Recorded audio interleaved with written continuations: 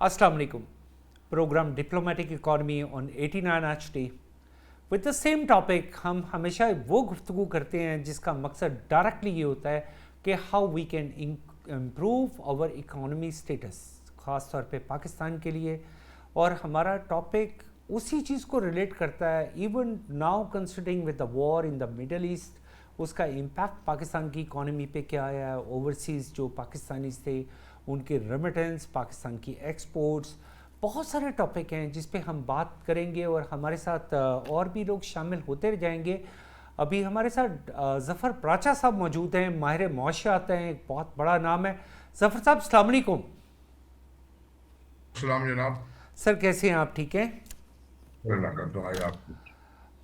Sir. Zafar Paracha साहब, पाकिस्तान की exports जो कि बड़ी देर से स्टैग्नेंट है, दुनिया में ग्रोथ होती है एक्सपोर्ट्स में 9%, 10%, 6%, लेकिन पाकिस्तान की एक्सपोर्ट्स एक तो डिप्राइव्ड रही पिछले को 2-3 साल पहले, उसके बाद आज अगर बढ़ भी रही हैं तो the growth is not with that status के जिसे हम समझते हैं कि इंटरनेशनली और economically we can match with that.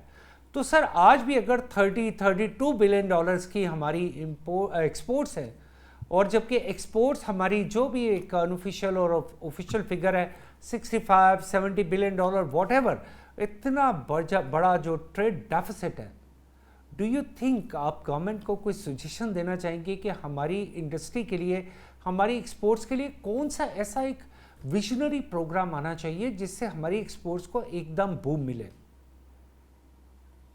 देखिए जनाब, आपने बहुत अच्छी बात कही है और बड़ा एक अहम नुक्ता उठाया है और बड़ा सेंसिटिव इशू है ये।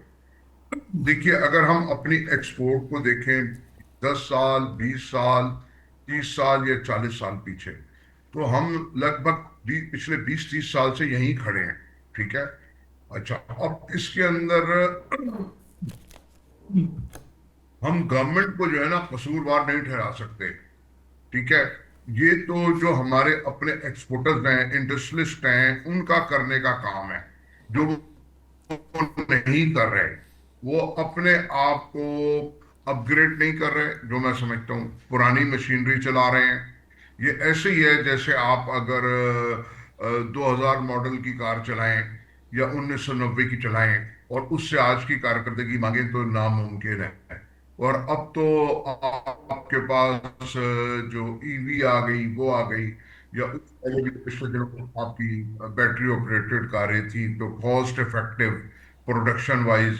जैसे मैं भी इंडस्ट्री चलाता हूँ, अगर मैं 4-5 साल में मशीनरी चेंज ना करूँ तो उसकी जो कॉस्ट है, उसकी जो प्रोडक्शन है, जो उसकी क्वालिटी है, वो जनाब वो नहीं आ पाती। फिर हम इसके साथ साथ, ठीक है कि जो कॉस्ट ऑफ डूइंग बिजनेस है वो पाकिस्तान में ज़्यादा है, इसमें कोई शक नहीं है। खास तौर पे इलेक्ट्रिसिटी, गैस के जो चार्जेस हैं वो ठीक होने चाहिए। लेकिन उसके साथ साथ हमको अपने आप को भी ठीक करना है। देखिए, जब हमारे यहाँ 50 रुपए का डॉलर था तो उस वक्त भी मोर ओवर हमारी एक्सपोर्ट 25-28 बिलियन थी। आज भी हम 30-32 पे अगर खड़े हैं, जिसमें से 4.5 से 5 बिलियन डॉलर्स आईटी वालों के ऐड हो गए हैं और दीगर चीजों के ऐड हो गए हैं। ठीक है। और उसके साथ साथ एक ये अलमिया हुआ है कि हमारा इंपोर्ट, जो हमारी जो ज़रिए अजनास है, उसकी हमारी 7-8 बिलियन डॉलर की बढ़ गई है, बजाय उसको बेहतर होने के। वैल्यू एडेड की तरफ हम नहीं गए। आप बांग्लादेश की मिसाल ले लें, वो बिल्कुल भी कॉटन पैदा नहीं करता, और उसके बावजूद वो गारमेंट्स के अंदर बहुत आगे है। तो मेरा कहना यह है, फिर रेमिटेंस की तरफ आप आ जाएं।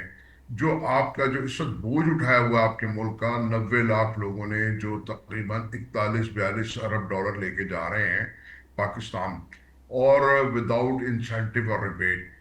एक्सपोर्टर्स को हम माकूल रिबेट भी दे रहे हैं, इंसेंटिव भी दे रहे हैं, 30 से 35%। तो एक तो वो जो मुख्तलिफ हेड्स के अंदर हम रिबेट्स दे रहे हैं, वो हमें बंद करने होंगे। उन सबको क्लब करना होगा। क्लब करके उन वो जो रेमिटेंस जब उनकी आएगी, एक्सपोर्टर की जो प्रोसीड आएगी वापस, जब आप उनको इंसेंटिव दें, क्योंकि जो आप इंसेंटिव दे रहे हैं उनको एक्सपोर्ट इंडस्ट्री की मद में, کہیں الیکٹریسٹی میں، کہیں گیس میں، کہیں فریٹ میں اس کا مس یوز ہو رہا ہے، وہ ایکچوئل ایکسپورٹر کو نہیں پہنچ پا رہا، یا ایکسپورٹر اس سے ڈبل ٹرپل فائدہ اٹھا رہا ہے۔ تو جو ہمارے جو 17-18 بلین جو ہم ایلیٹ کلاس کو دے رہے ہیں سالانہ، اس کا بھی بوجھ کم ہوگا۔ اور جب ہم ڈائریکٹ اس کو انسینٹو دیں گے اس وقت جب اس کی جو پروسیڈ ہے واپس آئے گی، اس وقت دیں ایکسپورٹر کو، تو بہت سے ایسے جو جن کو نہیں مل پا رہی روایتی غیر روایتی ایکسپورٹ کرنے والے، ان کو مل پائے گی، یا جو آپ کے فری لانسرز ہیں، یا سر جو سر آپ کے ظفر پراچا صاحب، آپ نے بڑی ایک زبردست آبزرویشن دی، لیکن یہاں پہ آپ نے کچھ کویسچن ریز کیے ہیں۔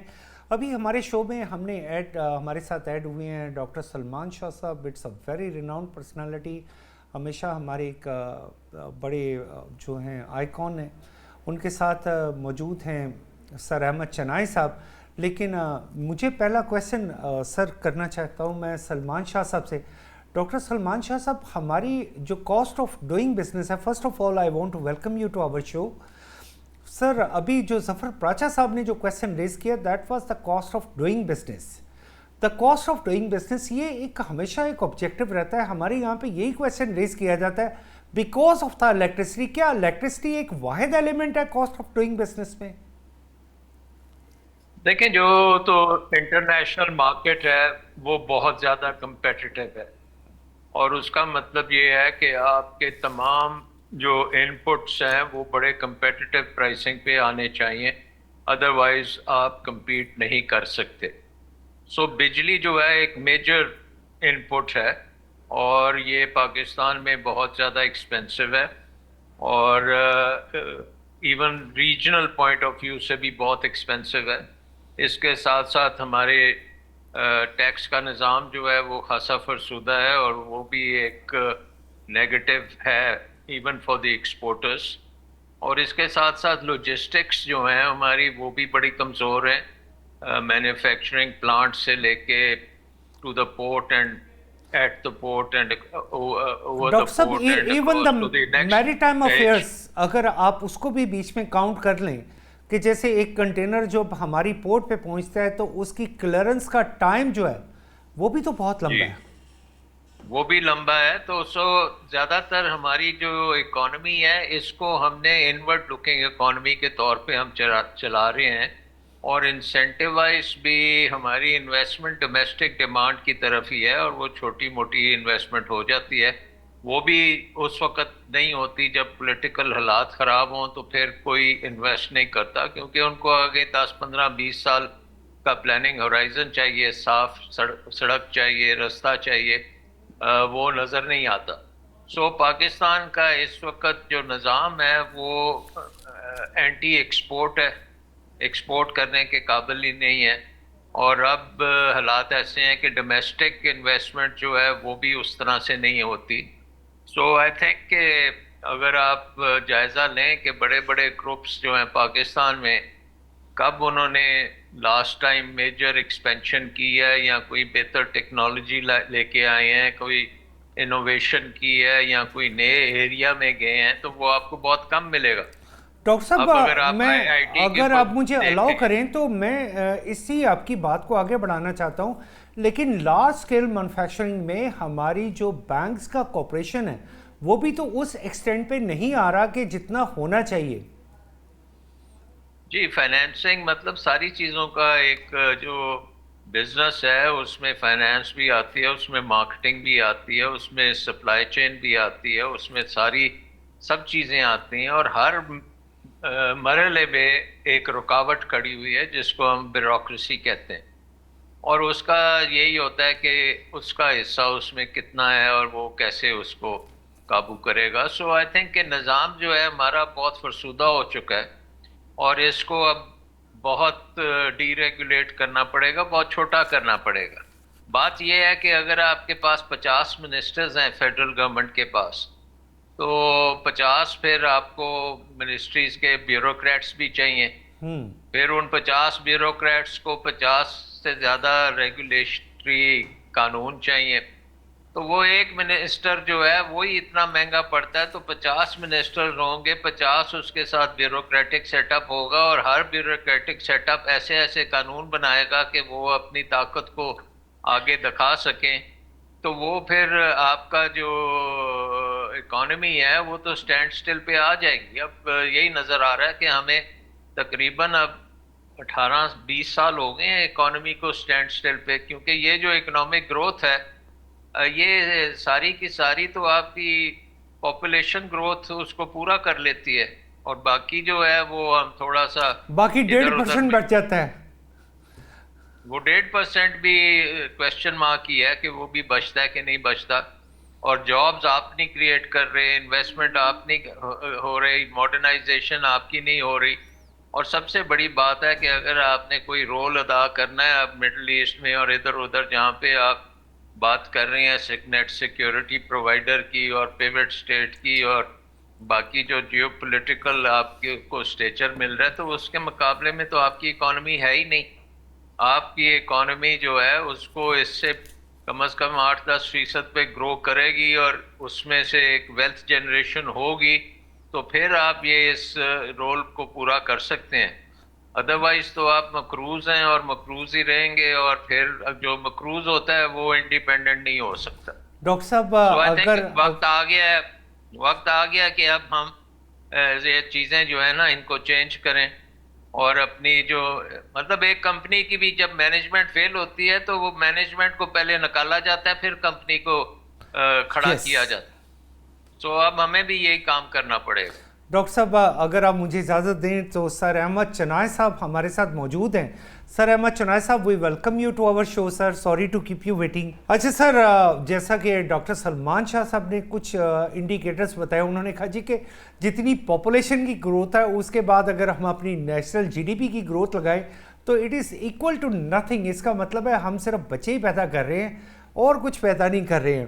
سر میں آپ سے جو کویسچن کرنا چاہ رہا ہوں، جو میرے ذہن کے مطابق، آپ کو لگتا ہے کہ یہ جو مڈل ایسٹ وار ہے اس کی وجہ سے ہماری اسٹاک ایکسچینج روزانہ اتنی ویریشن شو کرتی ہے، ایک دن اپ ہوتی ہے ایک دن ڈاؤن ہوتی ہے، تو it is a kind of a international gambling. میں انٹرنیشنل گیمبلنگ کا ورڈ اس لیے یوز کر رہا ہوں کہ اس کا امپیکٹ صرف پاکستان پہ نہیں آ رہا بلکہ پوری دنیا پہ آ رہا ہوتا ہے۔ ایک رات کو بیان آتا ہے، صبح اٹھ کے وہی بیان آتا ہے، وہ ریورس ہو جاتا ہے۔ رات کو وہ ڈاؤن فال ہوتا ہے، صبح جمپ ہوتا ہے، صبح ڈاؤن فال ہوتا ہے، رات کو جمپ ہوتا ہے۔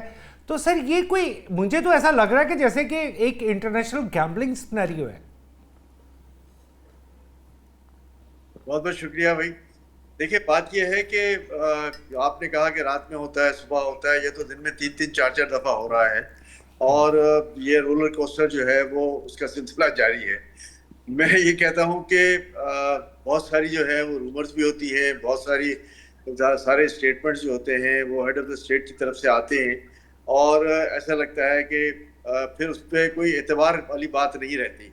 پچھلے 2-3 روز کے سے جو مارکیٹ کی حالت آپ دیکھ رہے ہیں کہ کبھی اوپر جا رہی ہے، کبھی نیچے جا رہی ہے، کبھی ریکوری کے فیز میں آ جاتی ہے، تو مارکیٹ کے لیے یہ لانگ ٹرم اچھا نہیں ہے۔ اچھا، سب سے بڑی بات یہ ہے کہ ہمارے لوگ جو ہیں، ہمارے انویسٹرز جو ہیں، ہمارے جو میجر پلیئرز ہیں، وہ سارے بہت سینسٹائز ہیں کہ اگر خدا نخواستہ جنگ ہو گئی، حالات خراب ہوئے، تو یہ ان کے اسٹاکس کی جو ہے وہ حالت بری ہو جائے گی۔ میں نہیں کہتا کہ جی یہ پیورلی گیمبلنگ پہ وہ چل رہے ہیں، لیکن ظاہر ہے مارکیٹ کی ایک ایپیٹائٹ تھی، مارکیٹ اپنے بہتر شیپ میں آ گئی۔ میں تو کہتا ہوں مارکیٹ کی جو ایپیٹائٹ تھی اس کے حساب سے مارکیٹ جو ہے وہ پلے کر رہی تھی، لیکن اس قسم کی نیوز جو ہے وہ ہمیشہ اس پورے سیناری کو جو ہے وہ تباہ و برباد کر دیتی ہیں، اور لوگ شائع ہو جاتے ہیں، انویسٹرز اپنا مال بیچنا شروع کر دیتے ہیں۔ پھر ہم اس پہ یہ کہہ دیتے ہیں کہ جی اس پہ گیمبلنگ کا عنصر تھا اور یہ خبر جان بوجھ کے پھیلائی گئی۔ یہ بہت سارے فیکٹرز آ جاتے ہیں۔ سر احمد چنائے صاحب، ایک بات ایسی تھی جو کہ ظفر پراچا صاحب نے ہائی لائٹ کی، انہوں نے بڑی خوبصورت بات کی۔ انہوں نے کہا جب 50-60 روپے کا 60 روپے کا چلے لگا لیں ڈالر تھا، تب بھی ہماری ایکسپورٹس 20-25 بلین ڈالر تھی۔ آج ہم نے ڈیویلیوشن کر کر کے 280 روپے کا ڈالر ہے، اور ہم نے اس فیکٹر کو سمجھا کہ جی ڈیویلیوشن شاید ہماری ایکسپورٹس بڑھا سکتی ہے، لیکن آج بھی ہم وہیں پہ کھڑے ہیں 30-32 billion dollar after like 10 years کے۔ تو یہ تو گروتھ تو نہ ہوئی پھر۔ देखिए अनफॉर्चुनेटली ये एक बड़ी तवील बहस है। इसमें टेक्सटाइल सेक्टर जो है वो सबसे बड़ा कंट्रीब्यूट है। आप समझ लें कि 2/3 हमारी एक्सपोर्ट जो है वो टेक्सटाइल्स की है, और उसमें कोई बड़ी इम्प्रूवमेंट नज़र नहीं आती। बाकी जो सेक्टर्स हैं, आईटी सेक्टर जो है वो अच्छा इम्प्रूव कर रहा है, और छोटे छोटे सेक्टर्स ऊपर आ रहे हैं, लेकिन अनफॉर्चुनेटली टेक्सटाइल सेक्टर जो है वो माइनस में ही जा रहा है मेरे हिसाब से। अब इसमें एक बहस ये है कि आया जो मौजूदा हालात हैं, जो हमारे इंफ्रास्ट्रक्चर कॉस्ट है, जो हमारी यूटिलिटीज़ कॉस्ट हैं, वो मैच कर रही हैं कि नहीं इस इंटरनेशनल स्टैंडर्ड्स के साथ। तो जवाब जो है वो ज़ीरो में आता है कि नहीं, बिल्कुल मैच नहीं करती। तो एक तरफ तो हम अपने एक्सपोर्ट बढ़ाने की बात करते हैं, डिवैल्यू करते हैं कि शायद हमारा माल जो है वो सस्ता पड़ेगा, लेकिन दूसरी तरफ जो हमारे मैन्युफैक्चरर्स हैं, हमारे सप्लायर्स हैं, उनकी इनपुट कॉस्ट जो है वो इतनी आ जाती है कि रेट जो है वो लोकल बढ़ता जाता है, और हम एक्सपोर्ट में फिर उसी प्राइस पे दे देते हैं माल जो हम कंपिटिटिव होने चाहिए थे। आज हम बांग्लादेश से कंपिटिटिव नहीं है, आज हम श्रीलंका से कंपिटिटिव नहीं है, आज हमारे जितने रीजनल कंपिटिटर्स हैं, चाहे वो चाइना हो जाए, चाहे इंडिया हो जाए, हम उनसे महंगे ही रहते हैं। सर ज़फ़र प्राचा साहब, मैं आपकी तरफ आता हूं sir. Sorry to keep you waiting. Sir Zafar Paracha sahab, Ahmed चौनाई साहब ने जैसे टेक्सटाइल को 60% का, बिल्कुल डेफिनेटली 60% है, लेकिन वो बांग्लादेश जो बिल्कुल भी कोई भी चीज़ प्रोड्यूस नहीं करता, उसकी अगर टेक्सटाइल की एक्सपोर्ट्स इतनी ज़्यादा है, तो वो कौन सा इनिशिएटिव है जो वो ग्लोबली ले गए हैं और हम नहीं ले पा रहे? सर मुझे आपकी ऑब्जर्वेशन इस पे चाहिए। सर गुजारिश ये है कि जो इनोवेशन की बात है वो तो हमें नजर नहीं आती। देखिए पीटीआई गवर्नमेंट में हमने $3 बिलियन इंडस्ट्रीज को दिए जीरो रेट के ऊपर, और इसलिए दिए गए थे कोविड के ज़माने में कि वो एक्सपेंशन में जाएंगे और अपनी लेबर को उसके अंदर से कुछ पैसे देंगे। वो आज तक उसका हिसाब नहीं है, बल्कि वो अगर सेनेट में या कहीं सवाल हुआ तो वहां पे ये सवाल आ गया कि जी ये तो सिक्योरिटी रिस्क है, हम बता नहीं सकते, डिटेल नहीं दे सकते, हमने किन लोगों को दिए। ठीक है, बजाय उससे कोई नई इंडस्ट्री लगती या नए उनसे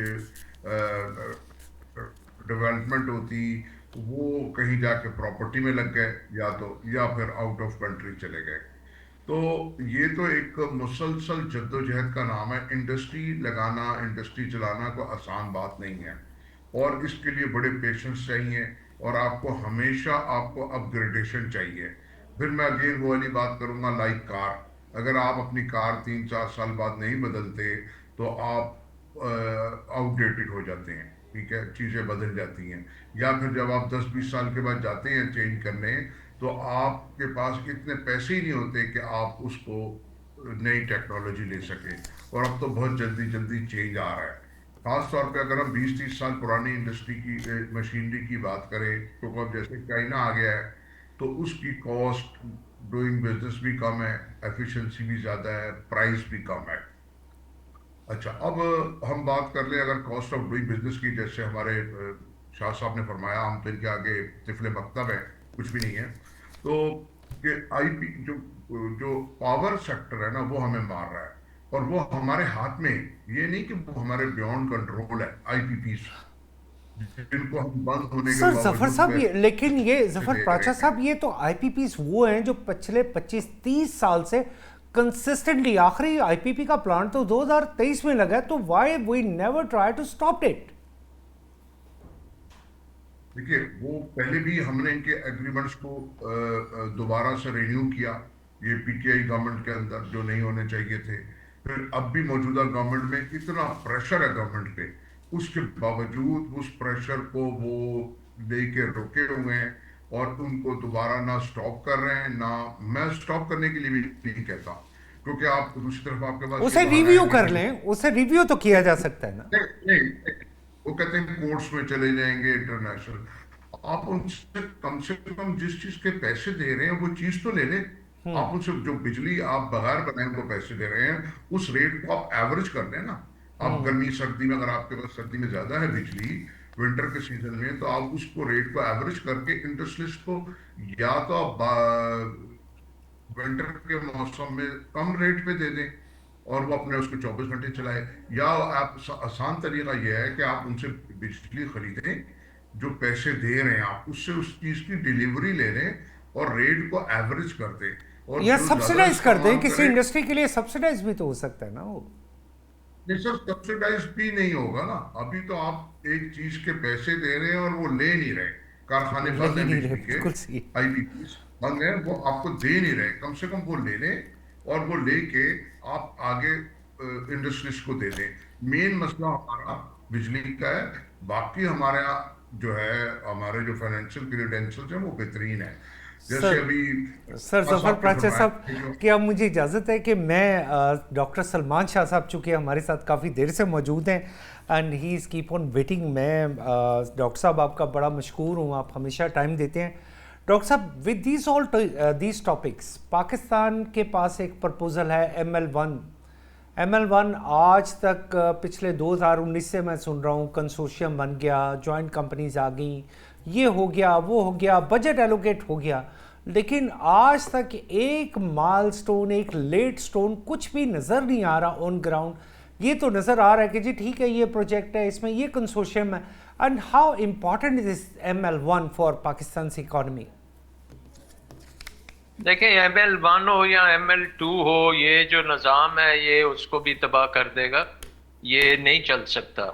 अगर हम बात जो भी कर रहे हैं, मतलब IPPs भी इसी निज़ाम ने बनाई थी, और इसमें जो कोल पावर प्लांट्स हमने चाइना से अभी लिए हैं वो भी इतने इनप्रैक्टिकल हैं, वो पाकिस्तान की ज़रूरियात के मुताबिक नहीं है। हालांकि वो हमारे बड़े दोस्त ममालिक ने दिए हैं और उसको हमने बड़ा कहा कि ये गेम चेंजर होंगे, लेकिन वो उन्होंने तो इतनी तबाही की है कि बिजली का इस वक्त सबसे बड़ा सर्कुलर डेट उन्हीं चाइनीज प्लांट्स का है जो कोयले पे चलते हैं, और ऐसी जगह पे भी लगाए हैं जहाँ पे उनको फीजिबल नहीं बनता था। अगर सर आप ये खुल के बताएं ना कि खास तौर पे वो साहिवाल में जो कि ग्रीन लैंड थी जिसको बिल्कुल ग्रे में कन्वर्ट कर दिया गया, आप इसके बारे में कुछ हमें बताइए, हमारे नाजरीन जानना चाहते हैं। बिल्कुल, ये सारी चीजें जो हैं, ये देखें, अगर आप उसका बिल ही नहीं पे कर सकते और उसको आपने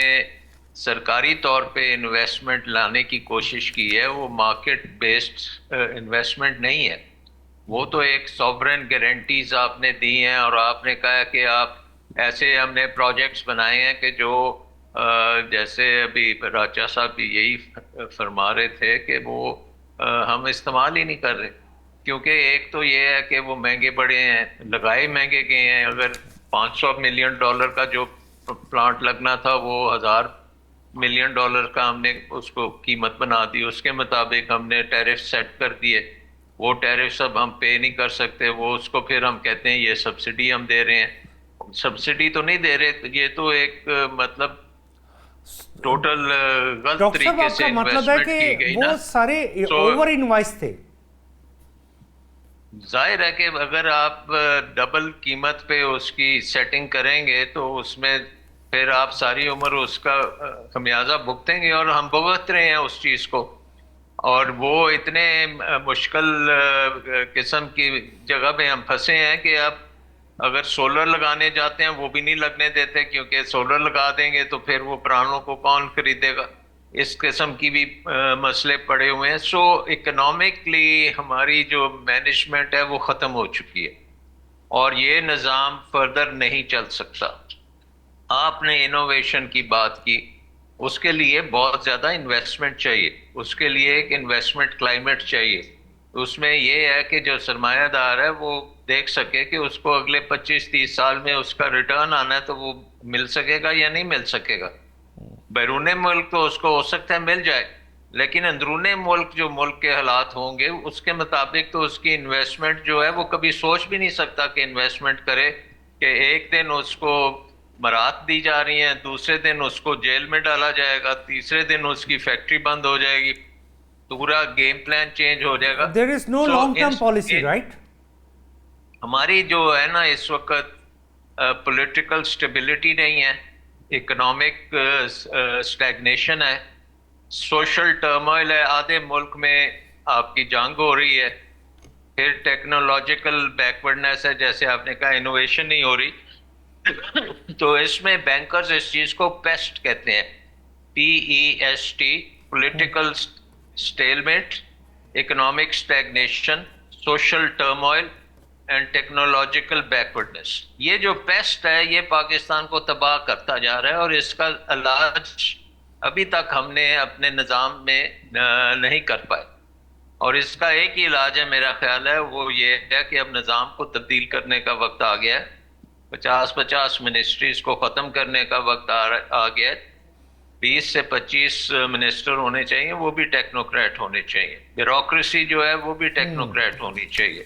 اور باقی جو ممبرز ہیں وہ بیٹھ کے مانیٹر کریں کہ یہ کام ٹھیک ہو رہا ہے کہ نہیں ہو رہا. وہ لیجسلیشن جو پارلیمنٹ میں کرتے ہیں وہ اس کے اوپر ذرا وہ فوکس کریں، اور پورا ملک مل کے چلے گا تو یہ ہم بڑی تیزی سے ترقی کریں گے. یہ تو ہم نے ہسٹری میں دیکھا نا، جب بھی پاکستان کو صحیح طریقے سے چلانے کی کوشش کی گئی ہے تو اکنامک گروتھ بڑی تیزی سے ہوئی ہے، انویسٹمنٹ بھی ہوئی ہے، ماڈرنائزیشن بھی ہوئی ہے. پورا یہ جو ہم نے ٹیلی کام ریولوشن پاکستان میں ہی آیا ہے، بینکنگ ریولوشن بھی پاکستان میں ہی آیا ہے.